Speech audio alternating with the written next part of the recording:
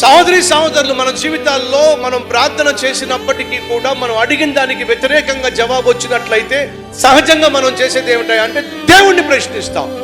ఏం దేవుడు ప్రభు, ఏడ్చా కదా, కన్నీళ్లు కార్చా కదా, పశ్చాత్తాపడ్డాను కదా, ప్రలాపించాను కదా, ప్రాధేయపడ్డాను కదా, ఎందుకు ఇలా చేశావు అని మనం సాధారణంగా దేవుణ్ణి ప్రశ్నిస్తాం. నువ్వు అనుకున్నది జరగనప్పుడు, ఆశించిన ఉద్యోగం రానప్పుడు, ఆరోగ్యం కుదుట పడనప్పుడు, ఖచ్చితంగా బ్రతుకుతాడు అనుకున్న వ్యక్తి కాస్త మరణించినప్పుడు, వస్తుందనుకున్న లాభం రాకుండా పోయినప్పుడు, వస్తుందనుకున్న విజయం నీకు దక్కనప్పుడు, హఠాత్తుగా ఏదైనా కష్టం వచ్చి పడితే, ఏంటి ప్రభు ఎంత కష్టం పంపించావు, పంపించలా, అప్పుడు విత్తనం ఫలం ఇప్పుడు బయటకు వచ్చి.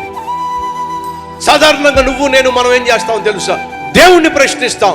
చేసిన ప్రార్థనలన్నీ ఏమైపోయినాయి, ఇచ్చిన కానుకలన్నీ ఏమైపోయినాయి, ఎందుకు నా ప్రార్థనకు జవాబు ఇవ్వలేదు, ఏమైపోయావు నువ్వు అని దేవుణ్ణి ప్రశ్నిస్తావు. కానీ వాస్తవం ఏమిటయా అంటే, ఆ రోజు నీకు వచ్చినటువంటి ఆ అపజయము, ఆ రోజు నీకు వచ్చినటువంటి ఆ రోగము, ఆ రోజు నీకు వచ్చినటువంటి ఆ అపాయము, ఆ రోజు నీకు వచ్చినటువంటి ఆర్థిక ఇబ్బంది, ఆ రోజు నీకు వచ్చినటువంటి అనారోగ్యము, నువ్వు చేసిన పాపము యొక్క ఫలితమేమో. నువ్వు విత్తిన విత్తనాలు నువ్వు అనుభవిస్తున్నప్పుడు దేవుణ్ణి ప్రశ్నిస్తే ఏం లాభం?